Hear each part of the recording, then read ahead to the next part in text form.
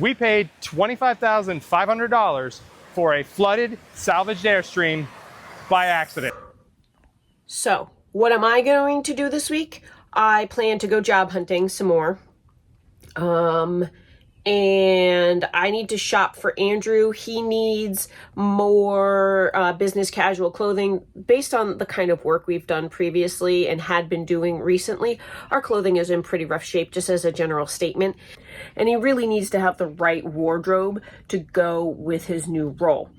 He needs safety rated shoes, so like steel toe shoes, but he needs them to look like office wear. So we need to figure that out.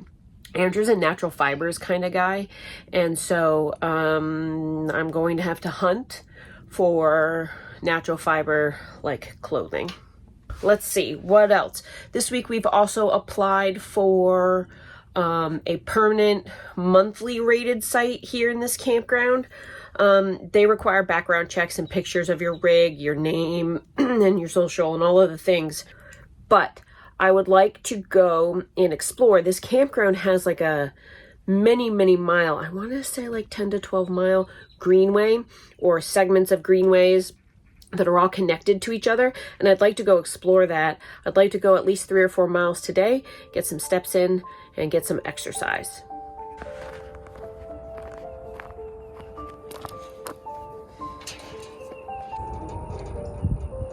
Look at this. When in doubt, let's go right.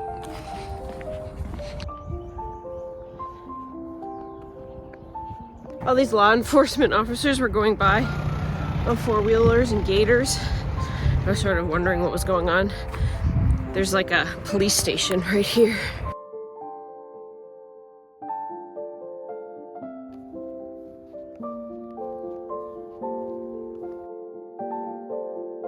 This greenway is legit. It's amazing.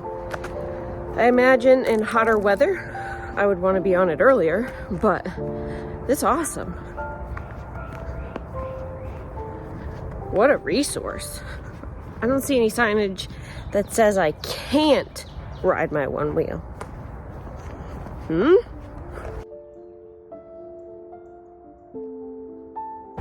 It's supposed to be 75 degrees, but it's morning, so it's still really cool. So I'm all bundled up. But as I keep finding these sun patches, I keep getting a little warm, which leads me to remind myself that we're in Texas and I need to be vigilant. I have headphones in so that I can like jam to music. But what that means is I won't hear rattlesnakes rattling. I need to be smart.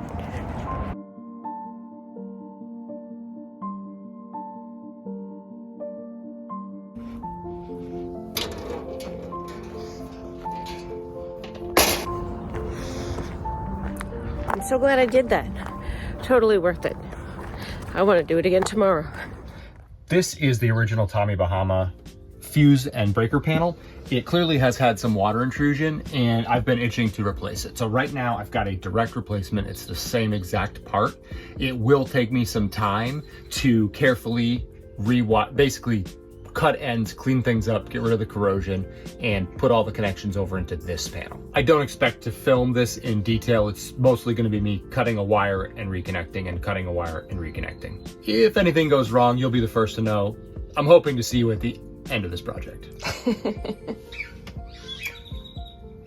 It's been about 15 minutes. 2 hours. Fair. Okay, it's been a little longer than 15 minutes. I've got all the house current breakers wired, except I'm gonna have to replace the main 50 amp incoming breaker. Well, we wanted to replace all those breakers, just not... Yeah, I've got spares for some, but not the 50 amp. Yep. Now we've got to do the 12 volt side, but I'm making progress. I'm feeling pretty good about it. I believe I have everything wired up correctly. I am going to start by reconnecting the battery and reconnecting the 12 volt system. All right, sounds good. I'll listen for... Please listen for anything sparky. Anything sparky. First thing I did was power up the 12 volt system by reconnecting the battery. That was good. No issues here at the panel. So now I've connected the big power cord. So now we've got 120 volt. So all the outlets are back powered. I have no issues. Okay. Now, next thing is to power some loads, maybe the AC or something like that. Oh, no. Why don't we start with something small, like the electric kettle, and have tea? Okay, tea time. Tea time. Yes, please. Let's do that. Okay. We've successfully run the electric kettle, and so far nothing seems amiss. So now I'm gonna add some more load by running the air conditioners. Let's check this out. This is a big win right here. This is the first one I've done. I figured out how to replace the original rusty grass hinges with a Blum hinge that I happen to have for free. So I've got a bunch of these just sitting around, and they work to replace these rusty ones. Yep, I'm really excited. I got a bunch of these, so I should be able to go all the way through this trailer, fix every one of these that's a little bit rusty. And here's a good example of why I've got to do this. This release on the back to get the hinge off just broke right off when I tried to remove it. Gonna have to figure out how to get this one off to replace it.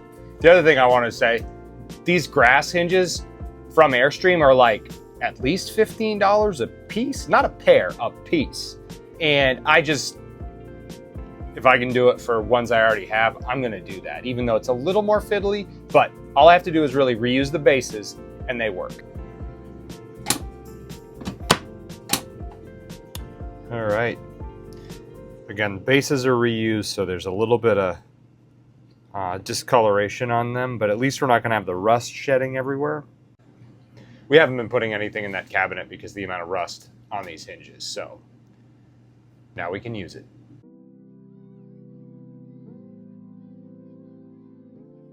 Last week we left off with the front AC unit not working. Still isn't working. I've talked to a few people. I have some tips, some things I can check. So I'm gonna go check that out now.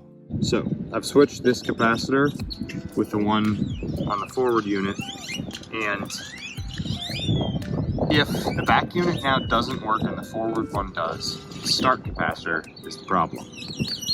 We'll see. All right, here's the latest with the AC. I've taken the start capacitor out of the bedroom AC and swapped it with the AC that works. So that start capacitor from the AC that works should help the compressor start up and run.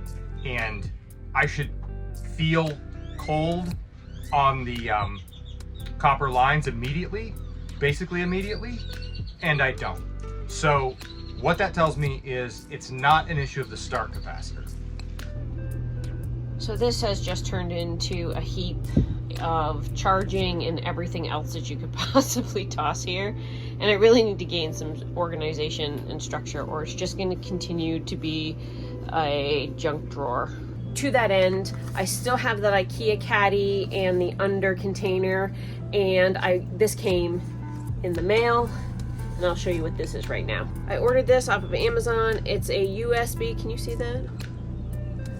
A USB-C and USB, and it actually has HDMI, which I wasn't fully aware of when I purchased it, but it charges with USB-C, and I'm hoping that I can mount it in here. It's low profile, and I can anchor. You see what I did there? Tough crowd.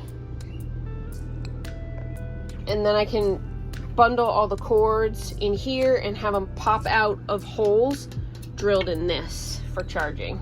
I don't really know how this is gonna go. I think doing the MagSafe charger, which I absolutely need, is going to be the trickiest install, so we're gonna start with that. Andrew's personal phone no longer charges via lightning cable, and he's just been issued a new phone for work, and so he's way less motivated to replace his old iPhone 13 at this time. All right, so this strip that's inside the box, this is the basic idea that I was going for. I may need more holes drilled and more of that, but it'll all just kind of house everything neatly. However, I think I might need a different USB-C hub. Things aren't charging. I'm bummed out that my project didn't work because I really wanted to tidy it. I'm gonna have to look for another solution and revisit it on another day. Here at the Hitch Jack, I've got a replacement button from RecPro to see if I can replace this one here, and it was acting up last week. There's some tabs on it. I'm hoping to pop this side and then wiggle it out because I can't get up to the bottom side.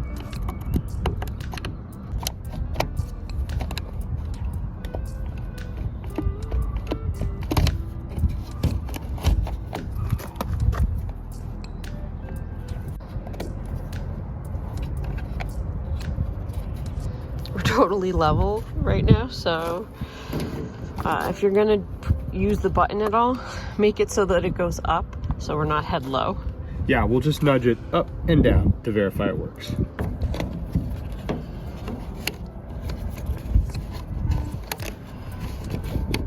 There's that last wire. All right. The last wire, because it goes through the strain relief thing here, wouldn't allow any slack to pull the button out. So I've removed it, got the button. Now, with all four on it.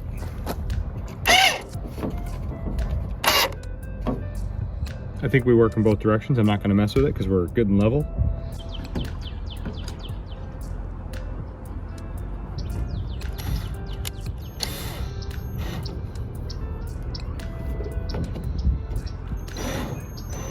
All right, that only took a couple minutes. I'm hoping it works. It makes a more reliable user experience. Yeah, didn't like losing functionality in Massachusetts at 20 degrees. I've been scratching my head about the stabilizer feet not having proper voltage for a little while. I don't know why I thought that that power should originate from the fuse panel inside the coach by the kitchen, but if you can see what we're dealing with here, I think this is the problem. You can see that there's a high water line low down in this box, and those bus bars at the bottom are fully corroded.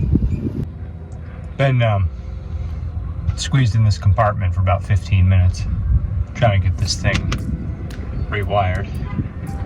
So I've re-terminated these type of connections, and I've redone the ground bus bar here. This is what the other one looks like, removed. I just cut the wires. There's no point in keeping the ends corroded as they are. One of the immediate improvements is I'm now getting a reading off this solar controller. It had on the red wire a bad connection through the fuse here. The connection further down the line was corroded to the point where the solar controller wasn't charging the battery at all. Now the solar panels are actually at least trickle charging a little bit our battery. They're not very big. So we've redone the grounds here, but I don't like this guy here. The question is, can I simulate this with Wagos? Because it's sometimes one connection, sometimes two, and sometimes three. So I've temporarily bypassed this termination block here by using Wagos to make the connections instead. If you happen to know who makes that or where I can buy another one, please leave a comment. I'd like to put that back to stock as soon as possible. What did you say? I said this panel right here turned on. It says battery remaining 85%. It was 95 a moment ago, and we're plugged in, so that's weird. In this wiring that we're doing for the feet, I have actually managed to connect the solar. I figured out, it's right there. I figured out what was wrong with it. So that's all connected now. And I still haven't actually figured out the feet, but we did get something done. Title update. Shanna's father has a title back for this trailer. What this means is the family owns this trailer, and so now I'm a little more willing to dig deeper and get a little deeper in the salvage problems that this trailer has. So today I'm going to take down these curtains and drill a bunch of rivets so that I can peel back this wall, because this is the bedroom end. The hitch end of the trailer was where the water was deepest, and I've really been itching to get behind this wall and see what's here. Other than take the curtains off, I think it's easier to just take out 3 screws top and bottom, 6 screws total, just take the whole project away. I do actually want to take those down and wash them, but that's another day. That's a different time.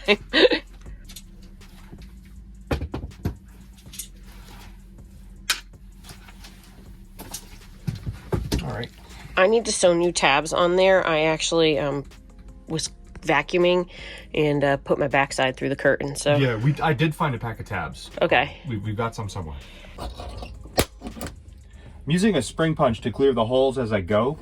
I'll be able to put this back together more easily because I've got to go to work tomorrow. This work is pretty straightforward. It takes a 1/8 drill bit. You just want to be careful so you don't slip and scratch the wall. And then be careful of points like this because you can make a crease mark if you're not careful as you peel things back to see behind.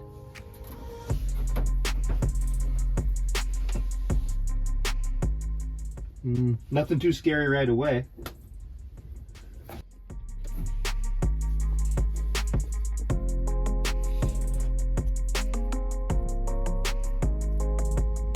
You know, it's honestly not that bad, Andrew.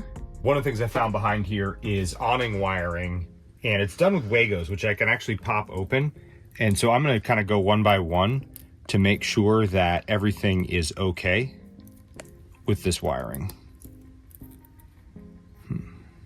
Might be worth restripping and maybe putting new Wagos on this that haven't been exposed to water. I went to the Wheeler Reserve to get myself some double Wagos to basically re-terminate all of these connections and put fresh Wagos on. I'm out. That brings me to a bigger point, which is I need to plan ahead better. So I'm not running around on the weekends trying to source the parts. I need to have the stuff ready to go with this new job schedule. I don't think there's anything wrong here. It would be ideal to just redo it all so I don't have to worry about it. I'm gonna keep this in mind moving forward and probably come back to it. Really, it looks like the insulation has slumped a little bit at the top, but honestly, it's really not that bad. I've gloved up to kind of mess with the insulation a little bit, but one thing I want to say about if you've got an electric awning for your Airstream, know that the wires here are kind of coiled up and right where the screws hold the awning in. So if you need to mess with your screws that attach your awning leg, just know that this big ball of wires is right there and could possibly get damaged. Ultimately, I really don't see any trouble in here. So I've teased the insulation that was slumping a little bit back into place. No signs of mousiness or anything. I think I'm good to stitch this back up. I'm really happy with the condition of this behind the wall. There's like a scant amount of grit, dirt, and whatnot in the bottom of the wall tray. And there's a minor amount of corrosion in a couple places. It's less than we've had in other Airstreams that we've owned, to be honest. I'll go get your drill from outside. Yep, thank you.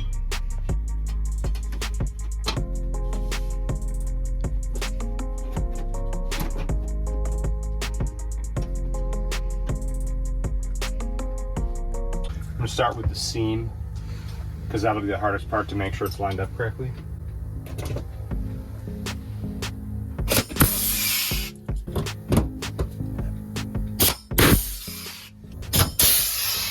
For this many rivets, this air riveter is well worth the price. It's from Harbor Freight. It's not exactly the highest quality, but it's worked well for us. Hey, I gave you that as a gift. You did. All I'll say is, versus a hand riveter, it's great. For this many rivets, I'm really happy about it. That thing really sets off my tennis elbow. How's it going? A little too good. Let me explain. I've got 3 screw holes up top for the curtain rod. Yeah? Yeah. I also had 3 screw holes at the bottom for the curtain rod, but now rivets in them. Yeah, I was on a roll. Whoops. I'll just drill those right back out. They'll be screw holes again. Okay. Make sure you get the ones at the bottom. Yeah. Look at this mess, you guys. Ugh.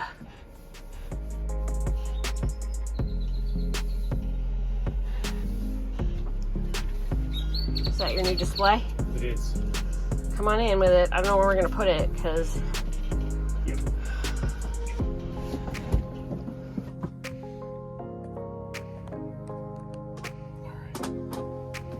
If I put one back, I'll be able to keep it where it is. Steady. So, here's where we're at with the air conditioner situation. I called Airstream of Austin, and they're not sure whether or not they can get one, but they said it'd be about $1,800 plus somewhere around $400 shipping to get it to them in Austin. And then we would have to go get it. Right. Then we'd have to get it in Austin. So I called. Which is what, 3 hours? Not only is quite that, but it's close. Yeah. Close. So I called Camping World, just wondering if they had one. The guy I spoke with there kind of looked it up. He said he thinks it's out of production, a Dometic Penguin 2. He's not sure if he can get it. Not sure what to think about that. So, I have looked into getting it from e-trailer, and they're telling me they have 5 in stock. It'll be $1,600, free shipping. To the campground, so I don't have to go get it. It's just going to arrive. I just have to receive it this week. Yeah. I checked with the office. The office says that it's not a big deal. They get big packages all the time. Yeah, I feel a little bad about bothering Airstream about it, but frankly, for the price, to have it arrive here, paying the $1,600, if e-trailer in fact has the right one. And it arrives undamaged, so there is a benefit to going. Yeah, the benefit to picking it up in person is you can verify it's not damaged. Right, and if it arrives damaged, although we've had really good luck with e-trailer, just actually as a have. statement. Yeah. So. Yep. So All right. I'm thinking we're gonna order from e-trailer, put it on next weekend. I think that we need to have you go check and see if that propane regulator is actually FUBAR. Yeah, the propane regulator's not good. It's always something.